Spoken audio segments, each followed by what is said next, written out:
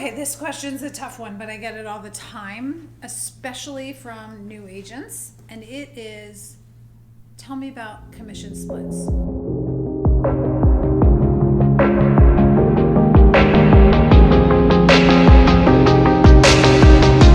What is the commission split that I should be getting from my broker?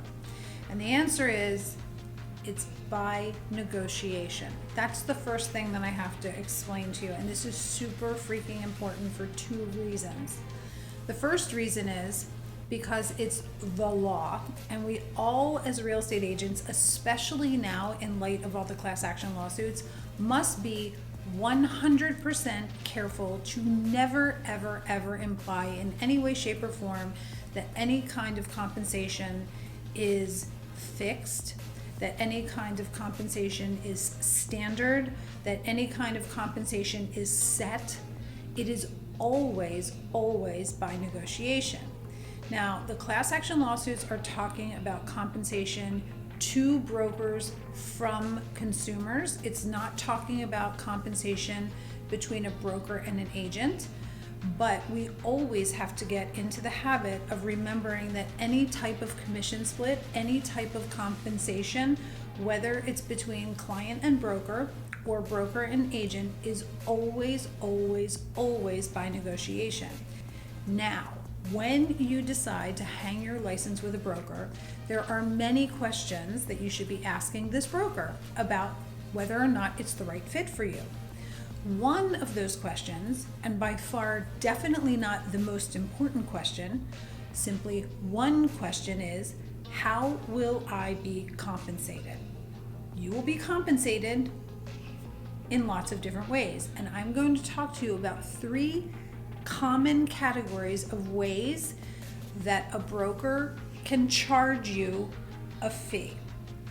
You as the agent most likely will be bringing in the business, therefore bringing in the revenue to the brokerage, and the brokerage and the client are going to determine what that amount of compensation is. So for example, if you decide to list someone's home, when you sit down and do the listing contract with them, you and the seller, you on behalf of the broker, are going to talk to the seller about what your fee is, and you and the seller are going to agree on that fee. When that fee gets paid, it gets paid to your brokerage, never to you. It gets paid to your brokerage. So let's say, for example, you sold a home and the fee was $10,000. You sell the home. At settlement, a check is made out to your brokerage for $10,000. You bring that check back to your office and you hand it over, so excited, to your broker. Look what I got, look what I got. The broker's gonna cash that check, and you are going to get a portion of it. How much? I have no idea. That's between you and your broker. But that's called a commission split. You bring in revenue made out to the broker, and you and the broker, based on some agreement, have decided they're going to take a portion, you're going to take a portion. That's called a commission split. And typically, we hear people talking about their splits, a percentage that the agent gets, and then the percentage that the broker gets, and that number always adds up to 100. What those two numbers are, that's up to you. That's by negotiation. Another way that there are fees that are commonly between brokers and agents are what's called desk fees, or administrative fees, or technology fees. So a broker can charge you as an agent by agreement. You decide this when you sign up with the broker, and if you don't like what they're offering, you can go look and work for another broker. But a broker will say to you, this is our monthly desk fee or our technology fee. It could be $1, it could be $1,000, it could be any amount of money.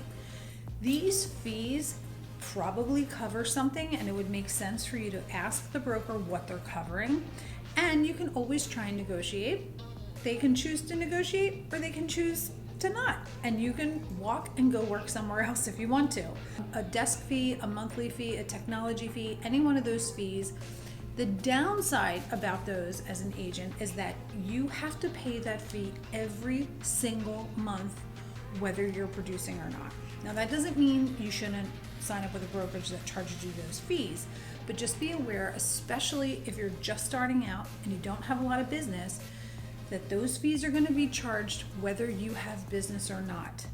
Once you start bringing in business, it might make perfect sense for you and it might be easy for you to deal with that monthly overhead because you know you have the business coming in and you feel like it's worth it and you're getting something for it, whether it's technology or some sort of administrative support or just a desk at your brokerage. The second type of fee is a monthly fee, and those are the ones that are upfront, usually on the first of every month. They swipe your credit card and you have overhead, whether you produce or not. The third type of fee split that is very common between brokers and agents is a per transaction fee. So this is where you close a deal, either you rent a house, you sell a house, you represent a buyer, you represent a seller, and when settlement occurs or when the lease closes, you are going to pay a per transaction fee to your broker, and it could be called any one of a number of things. It could be called an admin fee, a transaction coordinator fee. It could be called who knows fee, any kind of fee. They could call it a per transaction fee. Those fees can add up and it's definitely going to affect your bottom line. But the beauty of those fees are that you're only paying when you're bringing money in. So if you're paying per transaction fees, you're not having to worry about paying that if you have no deals coming in. It's just a cost of doing business. Now here's where it gets tricky. You're gonna have interviews with 10 brokers and you're gonna have 10 different ways of commission splits. There are combinations and different numbers of 1, 2, or 3 of all of these different methods of collecting fees.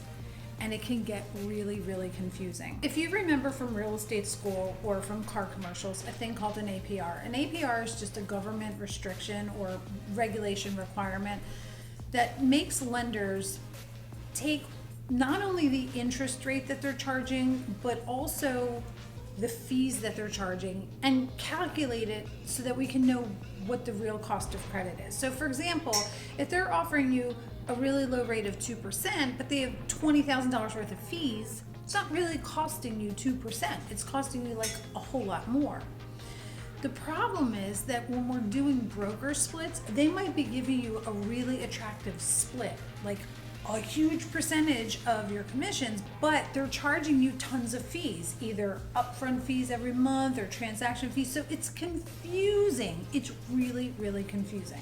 Now, to take the pressure off, I'm going to tell you 2 things. One, remember that commission splits are not the main reason why most people sign up with a brokerage. There are tons of other things that are way more important than commission split. If you're in the wrong place and you can't close any deals, but they're offering you 100% of your splits and you make no money, guess how much you made? 100% is 0. So who cares? So it's much more important to be in a place that supports you, that nurtures you, that trains you, that helps you build a business